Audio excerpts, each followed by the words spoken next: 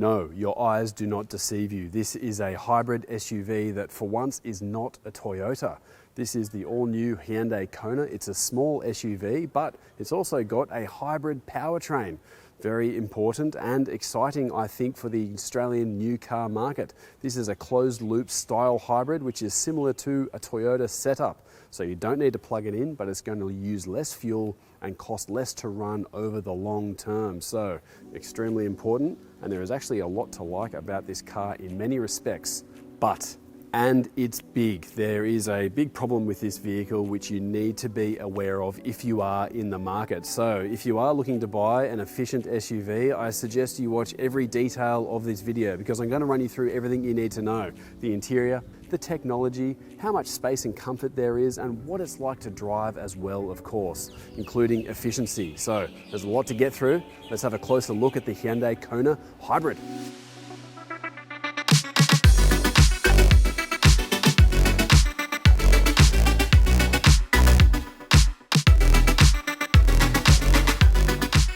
While the new Hyundai Kona range starts from $32,000 plus on-road costs for the base trim level, and with the relatively underwhelming 2-litre naturally aspirated petrol engine, our test car here sits further up the ladder. Firstly, we've got a 1.6-litre hybrid powertrain option. That adds $4,000 to the asking price over that base engine. However, it's more efficient at 3.9 litres per 100 as a claim versus 6.6 litres per 100 for the 2-litre. This makes the Kona more efficient than the comparable Toyota Corolla Cross small SUV, which has a similar powertrain but uses 4.3 litres per 100 on the same combined cycle. The hybrid is slightly less powerful at 104 kilowatts versus 110 kilowatts, but there is more torque available with 144 newton meters from the petrol engine combining with 170 newton meters from the electric motor. While buyers can also opt for the sporty N-line treatment for the new Kona, we've got the premium trim level in this test car. That adds $7,500 to the asking price, quite a large amount, but it does add in a fair bit of extra kit. On the outside, there are projector beam LED headlights, LED daytime running lights and indicators, a powered tailgate and rear privacy glass. On the inside, there's a 12.3-inch digital instrument cluster, 8-speaker sound system, heated and vented front seats with electric adjustment and memory for the driver, heated rear outboard seats, ambient interior lighting, auto dimming rear view mirror and a 360-degree camera system. Now this all comes on top of other standard kit for the base Kona vehicle. That includes a 12.3-inch infotainment display, keyless entry and start, dual zone climate control, and electronic park brake and tyre pressure monitoring. So being a premium spec with the hybrid powertrain, our test car is priced from $43,500 plus on-road costs. Here's a cool party trick with the Kona. Let's say you've parked the vehicle and you want to get into the boot here. It's a little bit tight, but you also don't want to get in and drive the car to move it. You can actually do it via this key fob here. Firstly, I'll press the lock button and then I'll hold down this remote start button as well. Should hear the car start up in a minute. There we go. Yes, the petrol engine's not on, but that has started in hybrid mode, just electric. Now I'm going to press this other button on the side here to move it forward. Let's see if this works. Oh, things are happening. There we go. No one in the car. That's moving forward all by itself. Take it off, it stops, turn it off again. I don't know how much you'll actually use that, but it's definitely a cool party trick. Maybe it's an indication of how boring I am in some parts of my life, but I do actually get really excited by good levels of storage inside a car. And when I got inside of this Kona, I did get a bit excited because storage is actually really good, and that's not something you can always say for all small SUVs, but this does seem to trend above the top of the class in terms of that. So one thing to note firstly, your transmission controls have moved. They're now on a big meaty stalk here off the steering column. They've moved away from this space here, and that means you've got more room to put stuff.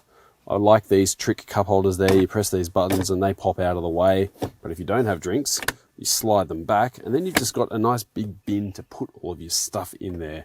There is something of a center console bin as well, a bit of an armrest there, but it's all kind of open. The amount of storage space is good. An extra little bit on top there as well for maybe your house keys or something like that. And you've got a wireless charging pad up front there, you could probably fit some other things in there as well. Now in front of the passenger, nice big storage shelf there. Underneath the air vents, a decent sized glove box as well. There's room for bottles in the doors and some other stuff as well. So I think in terms of storage, this is one of the best small SUVs getting around for just fitting in a lot of your general gear. Now, other things, ergonomics, comfort, and that sort of thing. This is the premium spec model that we've got here. So we've got electric seat adjustment, there's memory as well. We've got heating and ventilation for these front seats, plus a heated steering wheel. So you're not missing out on creature comforts, I think. And as a vehicle to drive, this is nice and comfortable. Another thing to talk about here is the infotainment. So we've got twin 12.3-inch displays here. One of them is the infotainment and one is the big digital driving instrument cluster. So this is a new setup for Hyundai, and it actually debuted on the Kona. It's come out on the Sonata recently as well, and you'll probably see it on a lot more Hyundai vehicles as they come out in the future. But the operating system, I do like it. It's been overhauled. I think it looks nice. It's easy to use. And there's a fair amount of functionality going on there in terms of vehicle controls, different things you can do. There's Apple CarPlay, there's Android Auto. It isn't wireless, but I don't mind that because I prefer a wide connection personally. I think it's just more stable and easy to use. You've also got navigation here. You've got digital radio. And there's lots of controls for the vehicle as well. And I'll talk about that a little bit later because you do need to delve into this a little bit more than you would probably like to when driving it around. Now, along with this new infotainment display, you've also got access to Hyundai's Blue Link, and that's when you have an app on your phone and you can connect your phone to your car via the internet. And you can do all sorts of things. Blue Link is, in my opinion, one of the better setups out there. You've got more controls. You can do some really cool stuff with it. So that is another reason why I think this Kona is towards the top of the segment in terms of technology for the driver and for the owner overall. But it's also countered, I think, quite tastefully by a good old-fashioned air conditioning setup here. This isn't some fancy display. This isn't something that you need to learn how to use or figure out. You've got a bunch of buttons there to help sift around through the infotainment display, but you've also got regular old air conditioning controls. Dual zone aircon, it works, it's easy, it makes sense, and I think if it's not broken, don't fix it. That is really good. Looking further down here, we've got two USB-C power outlets there. There's also a 12-volt plug hiding behind a little cover there. Also worth noting, you can actually switch one of these USB-C outlets from being a smartphone mirroring one into, I guess you'd almost call it, a dumb power outlet that doesn't turn on the mirroring. One little detail there, the colors change as well, which is kind of cool. But if you don't want to mirror your phone or you just want to plug something in and not interrupt what's happening on your display, you can do that. So a nice little detail there, which is handy. And then you've got some more buttons and controls down here, some driving modes. There's only 3 of those. You don't probably need to use that too much in a hybrid SUV, I dare say, but you can turn on and off your parking sensors. You can turn off the cameras.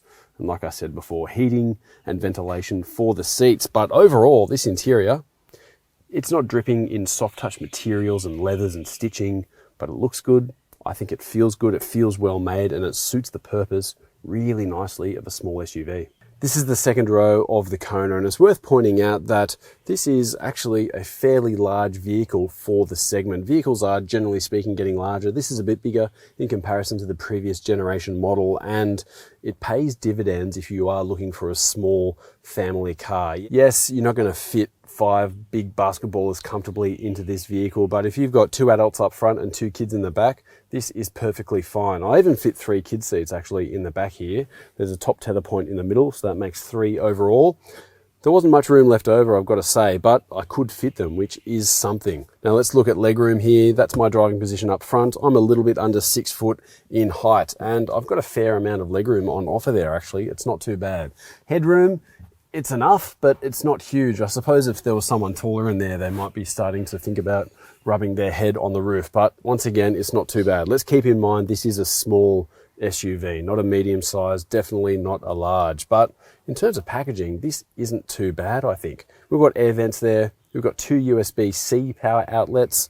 There's a little storage nook as well that you could fit some things, not a whole lot to be honest with you. And then the old mat pocket behind the seats there. Visibility is pretty good. The materials are okay. There's nothing terribly special going on there in terms of making this car look nice or feel nice in terms of the doors. We do have heated seats, which is a nice touch. And of course, we've got a pop-down armrest with some cup holders there. So all in all, I do like the space, I do like the comfort, and you've got air vents and USB. So, I mean, what else do you need in a small SUV? Now, I was talking about kids' seats in the second row before, but I want to show you something else in the boot here, because when you're shooting the second row, you need to take those kids' seats out, obviously, and you stick them in the boot. And that's actually a really good test for boot space, because not all small SUVs will fit a child seat in lengthways like we have here. And I've actually got two in the back there. So that shows that the boot in this car actually isn't too bad, especially for the segment.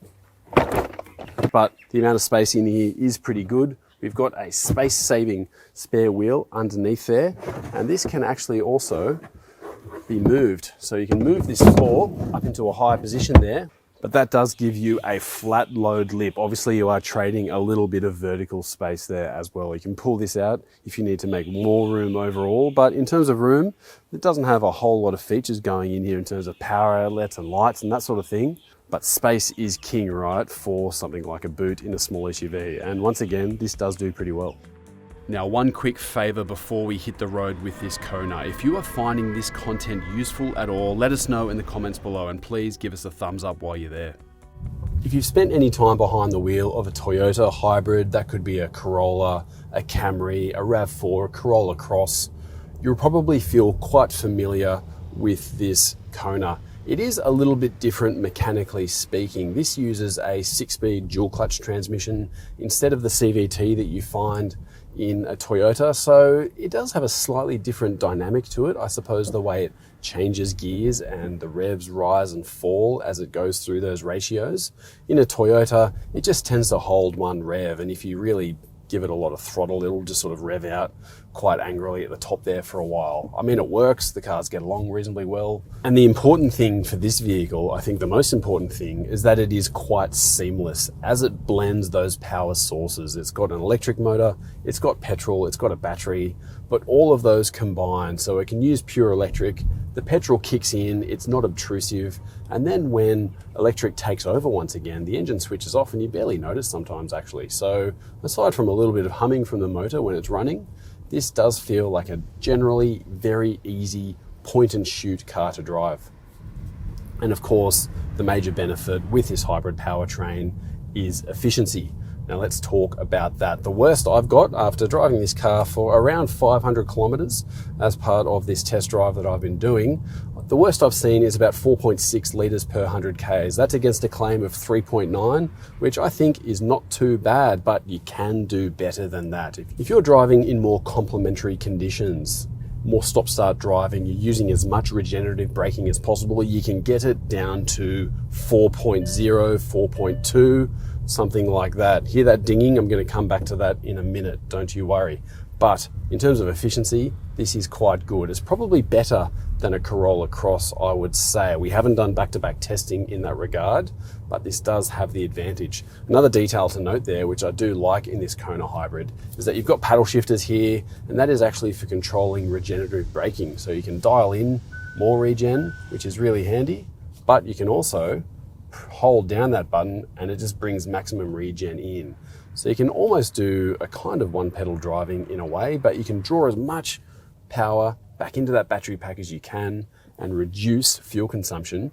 And that will get you close to that 4 litres per 100, which, let's face it, is bloody impressive, I think, for a vehicle of this size.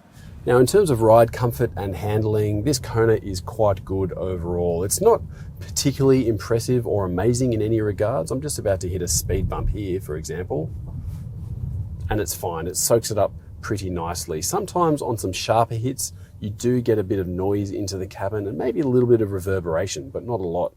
But the car holds the road quite nicely. It's definitely not a dynamic vehicle. It's never wanting to be a dynamic vehicle either, but it definitely has the right amount of ingredients there as a regular everyday driver, doing quite well. Now let's talk about the major problem with this vehicle, and if you've read any reviews about Hyundais or Kias recently, it might not be news to you, but the traffic sign recognition system in this vehicle, like others, is, in my opinion, way off the mark. It's kind of makes the car very difficult to live with. I'm not going to say unlivable, but highly annoying would be the way I would describe it. So it's got cameras and it uses a system to read the traffic signs as you drive past them, and then it updates that sign in front of you here. However, it has problems. Sometimes it reads the signs, sometimes it doesn't.